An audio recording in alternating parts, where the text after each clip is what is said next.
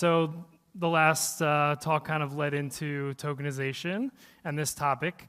I think all of you are probably familiar with tokenization by now, but let's just, before digging a little deeper, if we could just kind of set the stage here of, it seems asset tokenization has really been talked about more and more, particularly in traditional financial circles as well as crypto native over the last year or two. So just kind of curious of what has led to that momentum in your view, that this has just been a topic that is on everyone's mind. Morgan, would you mind? Yeah. Can you guys hear me? Yes. Hi, I'm Morgan Kropetsky. I lead institutional and capital markets business development for Avalabs, which is the licensed service provider to the Avalanche Foundation, from which the Avalanche L1 was built. In terms of tokenization and kind of why the topic has kind of gained more momentum, I don't think that the topic is necessarily a new concept, but I think it's regained popularity and momentum, and hopefully will stick around this time more so than others probably for a few reasons. I think in the first instance, this time compared to last time, like in 2017, where you had a lot of like STO offerings, this time around you have a lot more kind of institutional grade infrastructure in place. You've had kind of rates in the real world going up and pure kind of on-chain DeFi yields going down. And so there's been kind of this focus on bringing real yield and real world assets on-chain, and really kind of diversifying a lot of the non-yield bearing stablecoin TVL that does exist on-chain. In addition, you've had kind of large, Wall Street firms, buy side and sell side, the executives really touting the future as tokenization. And then you've had the advent of DeFi, which really has added another layer of kind of utility and composability to the tokens themselves. So I think between all those things, and you have actual major players in the space doing stuff, i.e. Citi, BNY, and others. So I think between all those reasons, I feel like this time is different. Yeah, and I jumped into it a little fast, but if you other three could just introduce yourselves quickly as well, and when we could jump into the next question. John, you want to? Well, I was going to say ladies first. Panel with a lot of ladies today. Yeah, so. Talia and Nadine. So Nadine Teichner, I work with Citi. I lead digital assets for the custody and fund services business. So I've been looking at this since 2017. I've seen a lot of change over that time and definitely agree with the statement that it's certainly shifting in the direction of tokenization, and there's quite a few reasons for that. I think in addition to what you said, Morgan, the technology has changed in that permissioned public blockchains are enabling financial institutions to come in. So it can provide more security, confidentiality around the security. So I think there are some fundamental issues. I think tokens will also unlock a lot of opportunity around that. And I think financial institutions are starting to look beyond using blockchain just to enable operational efficiency for transfer of cash, collateral, or repo, but starting to move into how they can issue assets digitally onto these networks to enable greater distribution and liquidity. And so we're starting to see a lot of those use cases being explored, and I think it's going beyond a proof of concept because I think we're making small steps to better understand what security token standards can be applied, but trying to move that into actual real commercial opportunities. Got it. Hi, everyone. Good afternoon. Thanks for sticking around for us. I am Talia Klein. I'm a product lead at BNY Mullin for the digital assets business. I joined the bank about 3.5 years ago and led the product team for the digital asset custody launch last year, which was the first launch for a GSIB to support digital asset custody. So big effort on that. I think to answer the question around why this time is different, it's a hard question. I think there's a lot of different factors that Morgan and Nadine mentioned. I think when we think about the last couple of years, the digital asset space in general, I think, has pushed the traditional finance world to think about the way that we transfer value and if there are new and better ways potentially to do it, right? If you're just any human being, you sit with your phone and you can move money, or you think you can at least, in the 2 seconds, right? And when we look at the institutional space, we think about, are there more efficient ways that we can be moving value? And I think it's the digital assets like native ecosystem has pushed traditional finance to think about what do we do, how do we do it, and is there a better way to do it? And I think there's a lot of conviction in that. You see the highest ranks of lots of traditional financial institutions talking about digital assets. And I think that conviction has brought us all together, and it's really an opportunity for the ecosystem to collaborate. And I think historically at digital asset conferences over the last couple of years, it used to be this kind of, we're the TradFi. Actually, someone before asked me if I thought TradFi was an offensive term. We're the TradFi and we're the crypto people and never the two shall meet. And I think now over the last couple of years, what we've realized is there's really an opportunity for all of us to come together. And I think I know many people in this room, and I think many of you would agree that we're stronger together than we are in conflict with each other. So I think there's a big opportunity for us to accelerate the momentum together. And I can stop saying TradFi if it's offensive. I don't know. I don't think it's offensive. No, I don't. I don't think it's offensive either. But John, I would love to hear from your perspective too of how you've kind of seen tokenization evolve over the last few years from where you sit. For sure. So thanks, first off, for having me. John Patrick Mullin, CEO of co-founder of Mantra. We're a Cosmos-focused L1 building RWA infrastructure for the Cosmos ecosystem, particularly. We're definitely on the spectrum of financial institutions, the closest to crypto native and the smallest, considering the astute panelists that I'm sitting here with today. But we do have some crypto native experience and tokenization experience that I think is significant. I would actually take the other side of what Morgan was saying when it comes to kind of retail adoption of asset tokenization. And this has been being driven by regulatory frameworks that are actually being put in place in jurisdictions around the world, some more than others. We're actively engaging in regulatory processes, particularly in the UAE, which I think is a leader in this front, that are retail-friendly regulatory frameworks for actually being able to issue, manage, distribute, and trade assets, RWA assets. So I think these type of things are quite interesting when it comes to DeFi, because a lot of the on-chain users are not only institutions. I mean, they're degenerates like myself, who actually want to be able to get exposure to this. And when you're talking about on-chain asset infrastructure, you need to think of the crypto native user first, which is really, in my opinion, the core target market, and that's what we're going after. So really excited to unpack that with the lovely ladies here today. Yeah, and we'd love to also kind of hear a little bit about talking about the banding together of traditional finance and crypto native.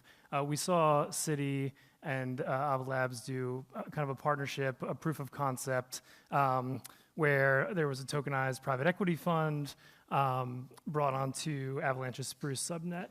So just kind of curious, when something like that happens, what is going on behind the scenes? Who approaches who? And if you could just kind of discuss a little bit about that process. I think you can take that. Sure. So I think part of the success that we've had with traditional financial services institutions is a lot of us come from that space. Like I worked at Citi actually for 12 years. Our president, John Wu, came from the buy side. Our SVP of BD, Lydia Chu, sitting back there, also came from the buy side. So a lot of it is about kind of, there's definitely a technical component around talking to institutions and deep diving with them around, what is Avalanche, what are the capabilities, how can it provide like the best of both public blockchain infrastructure and development while enabling institutions to control their end-to-end blockchain environment and really enable kind of hybrid options for them, which didn't exist 6 years ago or before. But then there's a very big like team element where we really, I'm proud to say, cultivate like embedded trusted advisor relationships with a lot of our institutional partners to kind of work with them and handhold them through the process, help them address blockers internally or get internal, external stakeholder approvals and so on and so forth. And so I think through that process, we kind of help slot in regardless of where an institution is along their blockchain and digital asset journey. I mean, obviously, actually both of you guys are pretty far along and pretty progressive in this space, but I think a lot of it is just like kind of us slotting into figuring out where we can be helpful. I think from an Ava Labs perspective, a lot of it is around helping to provide custom blockchain infrastructure to be able to facilitate a lot of these kind of custom and more regulated use cases, but it just depends in terms of what that looks like. Yeah. Did you have anything to add there, Nadine, from Citi's side? Bit more about some of the key stakeholders in that proof of concept, but we had a combination of working with Overlabs, Tokeny, DTCC, on Wellington, Wisdom Tree, and ABN AMRO as an underlying investor. And really, we brought together all of those stakeholders and our clients to look at how we can potentially issue a tokenized fund onto blockchains. So the proof of concept was designed to look at how we can operationally scale that, how we can work within certain legal frameworks to allow us to wrap the fund. And once we can wrap the fund in a common legal framework, then we can issue that. And so Citi act as the issuer of that fund token onto the wealth platform provided by Wisdom Tree. But how you could issue that on multiple different blockchains, but you could also allow fungibility between the fund token itself and the traditional underlying fund. So you could almost cash out of that fund token and back into the traditional asset, which I think is actually quite important to allow that fungibility between both. And I think that's a really important intermediary step into the tokenization of assets to allow that fungibility so you're not getting trapped liquidity on certain types of blockchains.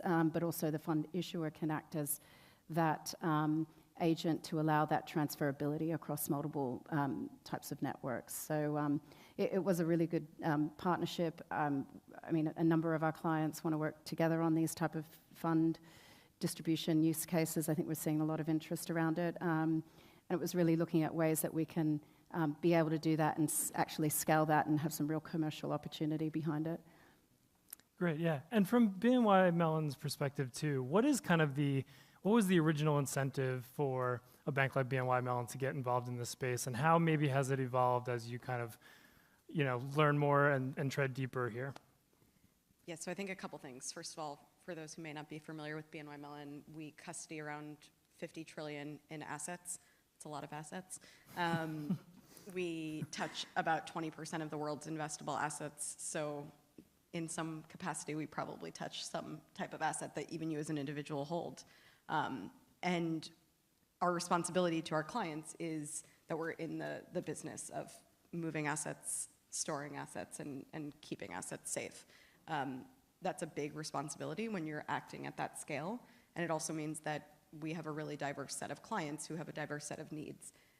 And what we were seeing in 2020, I would say it kind of hit a fulcrum point, which was that clients were coming to us saying that they were interested in these markets. And as custodian for around $50 trillion in assets, that meant that first and foremost, I think clients were looking to us for custody support. So that's why we led with custody, which we launched in October 22, 23. I've lost sense of time. And I think what that proved out that we weren't, no shade to the POCs, doing that in a POC type environment. We launched a production grade capability, which if anyone's worked at a bank, let alone a GSIB, that's not an easy feat. But what we did, and I think Morgan's point hit on it really well, is the team dynamics and the team that we built. So we brought together and hired people from the traditional space, from the digital asset space. We had strategic partnerships with a number of vendors, including Fireblocks and Chainalysis, two of the named ones. And we came together and said, okay, back to my point on like we're stronger together. What can we do together to deliver like the best product in the market for our clients? Right? We weren't doing it because it was fun. It was very hard. Also fun, but very hard. And we were doing it because for the last 240 years, it's our 240th anniversary. For the last 240 years since Alexander Hamilton founded the Bank of New York, we've shown up and delivered for our clients. And that's what we're doing now. Yeah, and so curious kind of for all of you, it seems like you could tokenize almost anything, but I think the question is that a good idea? John, you made a face there. Maybe you could start on, just weighing the positives of tokenizing an asset, and maybe, some of the use cases for tokenization that might win out. Sure. Yeah. So I think one of the reasons that it didn't really take off back in the day, not in that day, 2017, 2018 day. Well, technically, everyone Google the Fugio coin. In some ways, that was the first tokenized asset. The Fujio coin? Fujio coin. Everybody look it up. Never heard of that You one. heard it here first. But back in the first STO heyday, the quality of assets was one of the major issues. And there's this like idea of if you just because you polish a turd doesn't mean that it's not going to be a turd. Pretty much, right? So like just because you've tokenized it doesn't make a shitty asset not a shitty asset. And I think the quality of assets is super, super important. And that's something that, again, financial institutions, bigger Web 2 players are bringing to the table now that wasn't there before. From our perspective, being both the chain layer and on top of it a distribution application, right, primarily retail focused, we don't really care what asset it is, honestly, whether it's real estate or art or fund interest. Tokenized treasuries, which is like the hottest product in crypto, one of the hottest products in crypto. Whatever it is, we don't really care. We just want to be, owning the protocol layer and then obviously be a distribution point. That being said, there's challenges with any asset that you would want to tokenize. Creating the token is frankly the easy part. The technology is really not challenging. I mean, there's elements to it, but really I think the key considerations is how do you translate, real world rules and regulations, distribute compliantly, make sure that there's liquidity, and then obviously translate the real world value properly. And I think you also brought up a good point about the fungibility, Nadine. I would call it redemption, or the redeemability of it for the underlying thing itself, right? So all these things are challenges that are different on a case-by-case basis. So like, I was literally talking to someone who's in the airline leasing business this morning, and we're kind of talking about how it would be interesting to tokenize some of these planes, but it's not something you're going to redeem, particularly at a retail level, right? But you might want to redeem a tokenized treasury for the actual underlying, or a tokenized Tesla share for the underlying share. So these considerations are significant, and the more in depth you get to some of them, and obviously this is based off of different jurisdictions as well, different case by case, it is challenging. So. I don't think there's any one particular asset that we're like super, super bullish on. Like we're doing a lot of stuff with respect to real estate, and I think it's the most boring asset to tokenize, but there's a lot of it in the UAE where we're focusing on, and we have good connections within that space. So low-hanging fruit, and figure out ways to try to create an attractive product that when it comes to a distribution perspective, the retail is actually interested in it. That's an important thing. You need to be able to, from our side, get retail interested, and that means you either need to give yield, make it speculative enough, create some sort of, meme about it. I don't know, we'll see. Like seriously, we were thinking about, actually, one of the ideas that we had was legitimately airdropping a house, where we'd basically tokenize an apartment, fractionalize it, and then airdrop the entire thing on people, and then make a meme out of it. Yikes. Is that Obviously, they need to all be KYC. Of course, they are KYC'd, of course.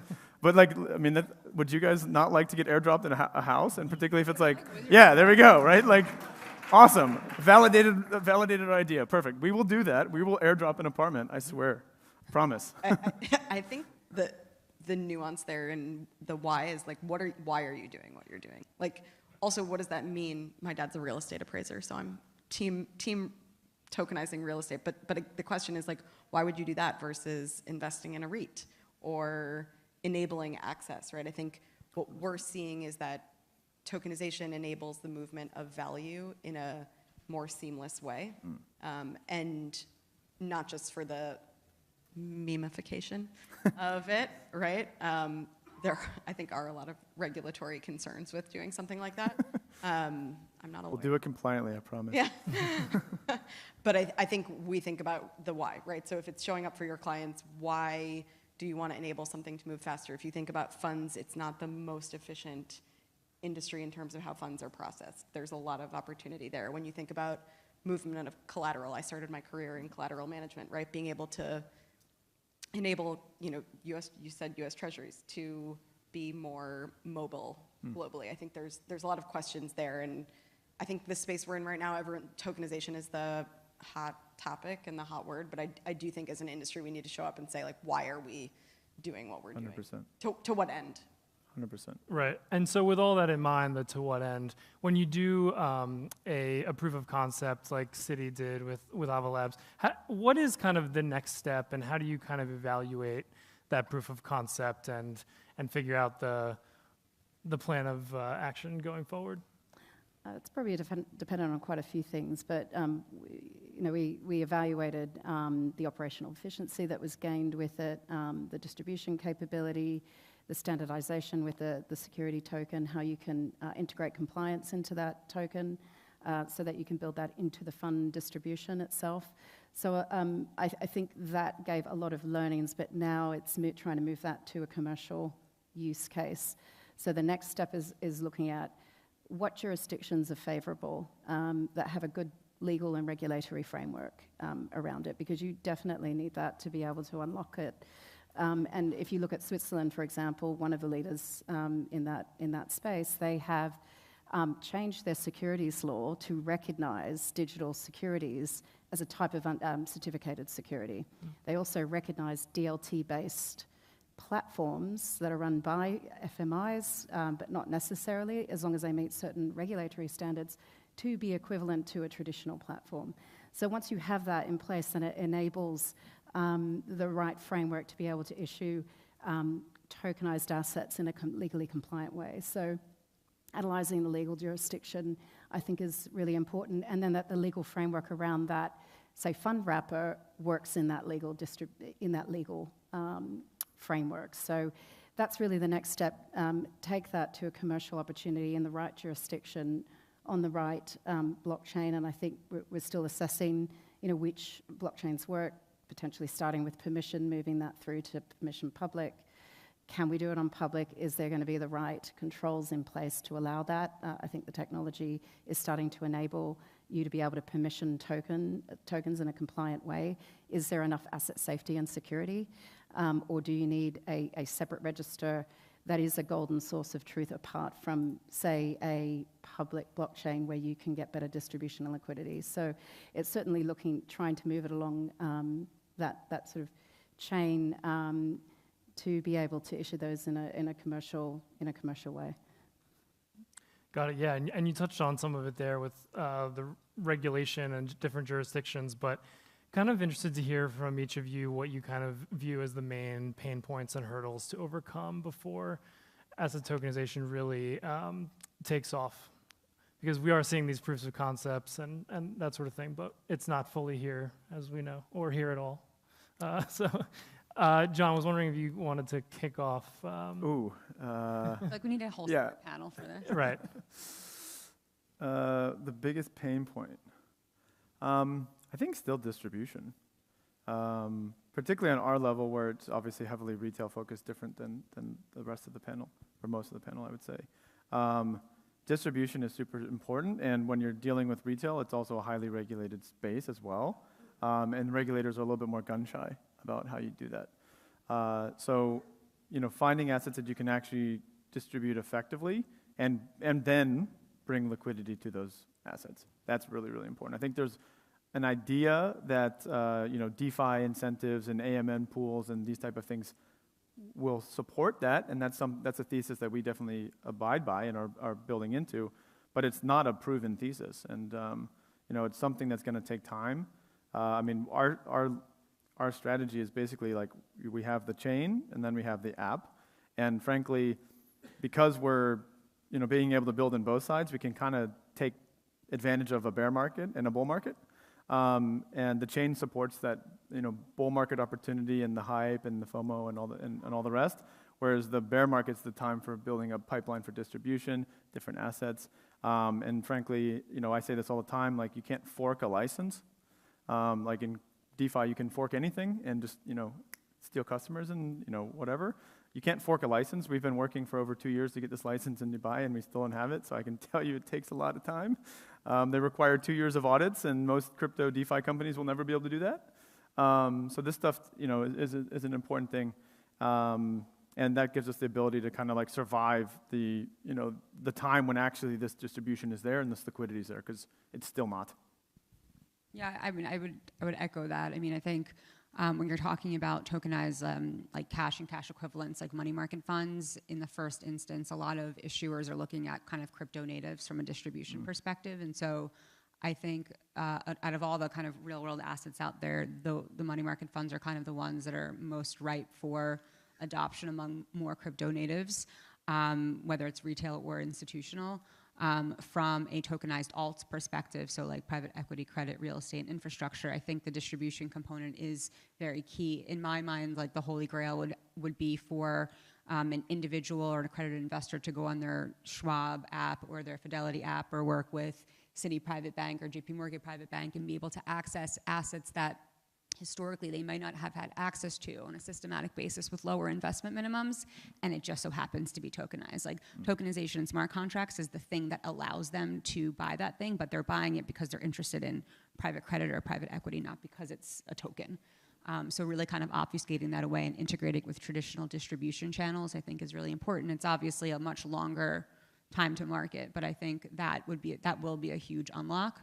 And then in addition, I think something that you mentioned, Nadine, in terms of like jurisdictional differences in terms of what can be and what is considered like a natively issued asset and what is like the legal kind of recourse to that and the lack of standardization across all of that. I mean, in terms of the actual like adoption of a robust RWA market on chain, like technologically it's possible today, but regulatorily, all these assets obviously most of them are securities, and so there are laws, rules, and regulations that govern them, but they're not uniform, and KYC standards aren't uniform. So all of that just makes it more difficult from a composability perspective as well. Got it. And would you like that part of the panel down there? Would you like to add anything on just kind of some of the challenges that I know, Nadine, you kind of spoke about this in moving on from a proof of concept and some of the challenges there, but. Anything to add? Yeah, no, I think a lot of it's hard. I think people underestimate the complexities of integrating with the traditional financial system. Like, I don't think we're going to wake up tomorrow and everyone's going to be in this world. There's still a huge part of the population that doesn't know how to use online banking on their phone, right? So I think to Morgan's point, you want to make it as seamless as possible and as kind of obfuscated from the end investor, but making sure they get the benefits.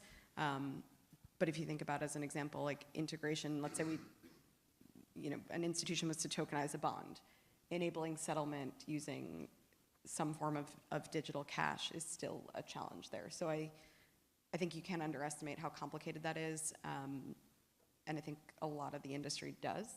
And I think if we had collectively a stronger appreciation for what that looks like, we would be able to get there faster. I mean, we're upgrading legacy financial services infrastructure from like the 1970s, right.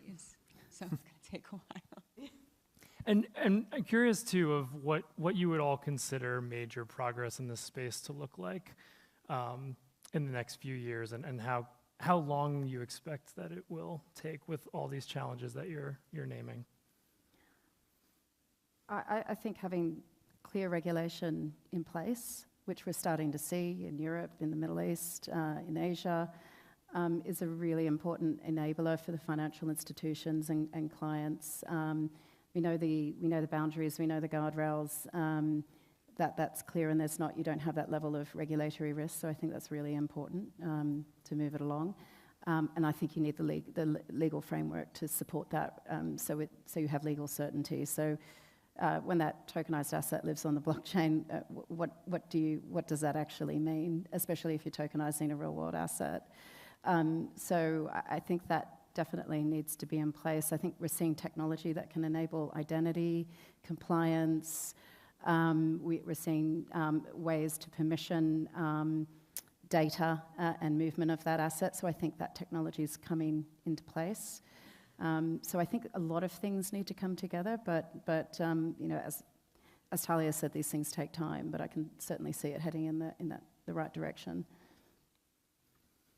Yeah, I'm curious if there's anything to add. I know obviously we've heard some of the biggest financial institutions and executives at those firms talk about the promise of tokenization being the future of financial markets. So curious if when we can expect, really the timeline here. Yeah, Talia, tell us. I hate that question. I think we're going to see a lot of progress over the next 18 months. I think when will we declare victory as an industry? I think when we stop having panels called tokenization and actually start talking about like what are we trying to do. I think that I'll declare victory then. But I do think it's, what's the title of the panel? Seismic shift. I do think that it is a big shift. I also think the more we can keep to the standards of, like, to your point, Nadine, asset safety, KYC, AML, et cetera, that we do in the traditional space, like, asset safety is asset safety, right? The objective is keep the assets safe. There are rules around that. It should match between digital assets and traditional assets. Digital assets, where appropriate, should have even, higher controls and standards around them where appropriate to protect end investors. But I don't think anyone has a crystal ball. But I do think even with the ETFs, right, we're seeing a huge amount of progress over the last couple of months, and I think we will see more over the next couple of years. I have a little bit of an out-of-the-box worldview on this. I think in the next 3 years, we will build a platform where with one click from your mobile device, you can connect via your crypto wallet to your bank account, to your brokerage account, and seamlessly transfer all these assets on and off chain like you don't even know. And this will be a retail app on your phone that's accessible all over the world. I think that's in the next 24 months. And we're going to build it. Great. Luck. And it'll drop a house, yeah. I'll be excited if we can do that. That'll be fun. Yeah. Yeah, and because with crypto native firms working so closely with traditional finance now, is there still that tension that exists, or? I mean, we're pretty friendly. Yeah, exactly. On this panel. Maybe we can get a partnership with Citi. To Yeah. be clear, If they want to explore the cosmos, we're down. And I know you mentioned, nobody has a crystal ball, but just kind of, where do you kind of see asset tokenization in 5 or 10 years from now? Curious of just any ending thoughts on that as we kind of close out day one of DAS. I definitely think we'll see tokenized digital assets in 5 to 10 years. I think sometimes we just underestimate the time that it takes to get there, particularly integrating the traditional financial markets, because there's so many factors that have to come in. But certainly the industry can see the operational efficiency alone in post-trade settlement. As soon as you get cash on chain and an asset on chain, you can swap those atomically for just even simply the issuance of a bond. There's still a lot of work in the pre-issuance phase, I think, that needs to be solved. I don't think we've figured out how to make that process actually more efficient when you're digitizing an asset. But certainly once it's issued on a blockchain, you can build in a lot of the corporate actions into that asset, and you can have automated asset servicing. So I've come from the post-trade world, and it's just, I think the infrastructure is absolutely a game changer. And then once you can get those assets digitized and you integrate that with DeFi, then that becomes a really interesting proposition, and I think it can take a lot of cost out of the system and just enable better efficiency for post-trade settlement. So I think that is driving a lot of the use cases, and on the flip side of that, with the, say, fund tokenization, it just enables better distribution and reach, and it solves a lot of problems with more complex assets like private market assets. It can make them more liquid, and I think some of the challenges we need to solve for is interoperability of various blockchains that I mentioned. I think we've got to solve the liquidity problem, because at the end of the day, if there's no liquidity, you've got a trapped asset, so it's not going to scale. But I think the industry is solving these, and you're seeing a lot of progress year on year, so I certainly think in 5 years' time we'll see many more assets digitized and issued onto various forms of blockchains. Great. I think we'll end on that note. We have a cocktail gathering a few floors down, so join us for that. But really appreciate you guys for sticking around late in the day. Thanks to our panelists.